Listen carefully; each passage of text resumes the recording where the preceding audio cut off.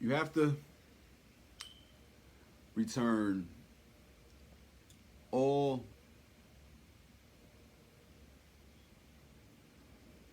bodies that were removed from Egypt back to the land of Egypt. You have to return those bodies back to ancient Kemet.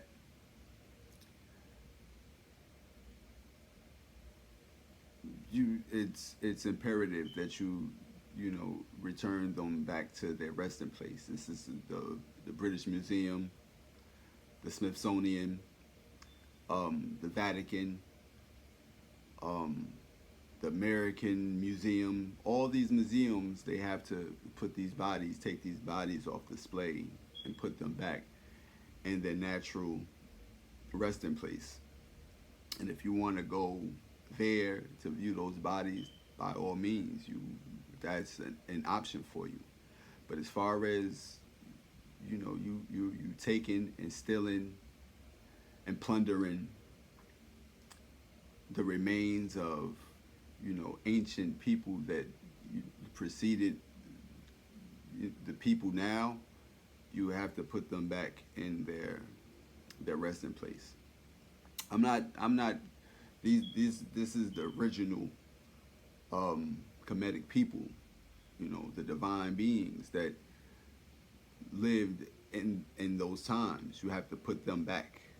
Now, as far as the Greeks and the Roman, if those are your ancestors, you should be permitted to take them because they weren't supposed to be over there anyway.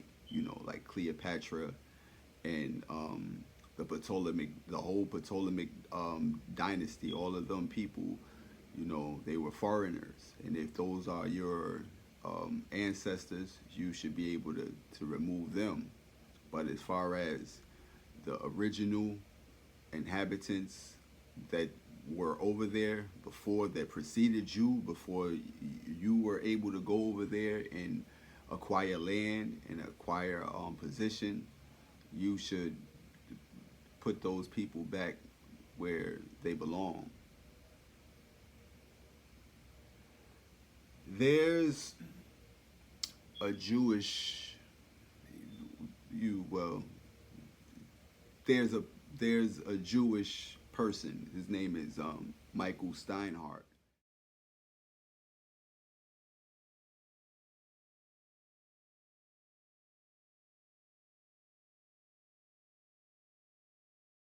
and he was scrutinized and ridiculed for accepting looted artifacts from Israel.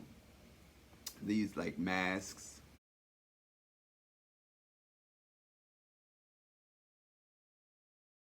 2,000, 3,000 year old masks, and he was a philanthropist, and he donated a lot of money to certain areas, and maybe because he felt as though he contributed a lot to those people, or to preserve a lot of that history. He felt as though I'm a collector. Let me take this or let me have that. So he had a lot of backlash behind him taking those artifacts.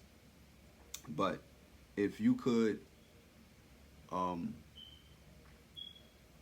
punish him for taking looted or um, possessing things that he didn't have any right to, why should the British Museum, the Vatican, the Smithsonian, and the likes of others go unpunished or unquestioned about their acquisition of certain belongings that don't belong to them?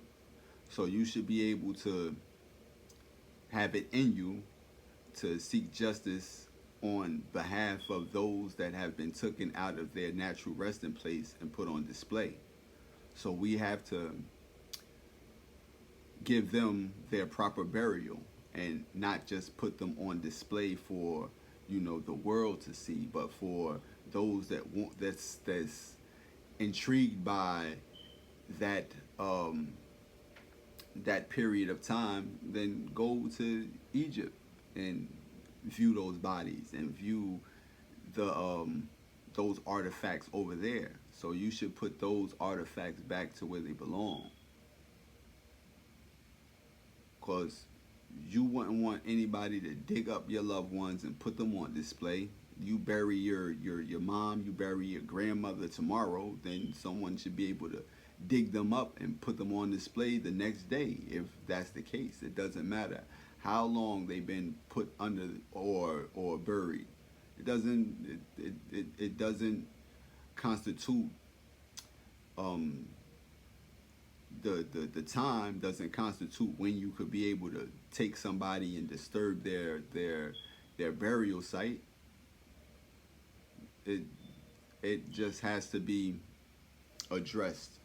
And if there was, you know, really people, if people really adhere to Kemetic law or tradition, they would seek justice for all the people that was violated or that was dug up and took from out of their natural resting place and put on display.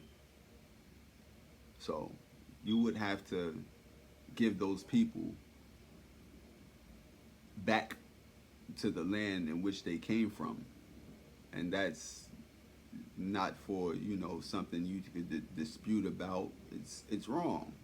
You know, it's wrong to take somebody out of their natural habitat and bring them somewhere else that they have no association with, you know, just because it intrigues people or it sparks the interest, or you want to um, do it maybe for educational purposes. No, bring those people back to their natural environment. And if you're